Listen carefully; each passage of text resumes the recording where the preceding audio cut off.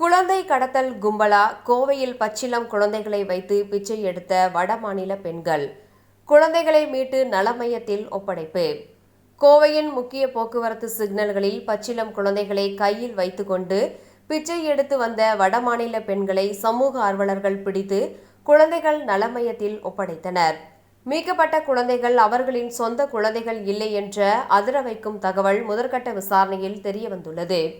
கோவை மாநகரின் கோவைப்புதூர் மரக்கடை மற்றும் முக்கிய சந்திப்புகளில் கடந்த சில நாட்களாகவே வடமாநிலத்தை சேர்ந்த பெண்கள் சில மாதங்களே ஆன பச்சிளம் குழந்தைகளை கையில் ஏந்தியபடி வாகன ஓட்டிகளிடம் பிச்சை எடுத்து வந்தனர்.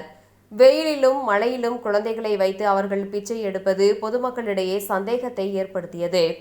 இதைத் தொடர்ந்து நேதாஜி இளைஞர்கள் நற்பணி மன்றத்தை சேர்ந்த இளைஞர்கள் அந்த பெண்ணை பிடித்து விசாரணை நடத்தினர். அப்போது அவர்கள் முன்னுக்கு பின் முரணாக பதிலளித்துள்ளனர். உடனடியாக இது குறித்து குழந்தைகள் நல வாரியத்திற்கு தகவல் தெரிவிக்கப்பட்டது. அந்த பெண்களிடம் இருந்து 10க்கும் மேற்பட்ட குழந்தைகள் மீட்கப்பட்டுள்ளன. அந்த பெண்கள் கையில் வைத்திருந்த குழந்தைகள் அவர்களின் சொந்த குழந்தைகள் கிடையாது என்பதும் தெரிய வந்துள்ளது.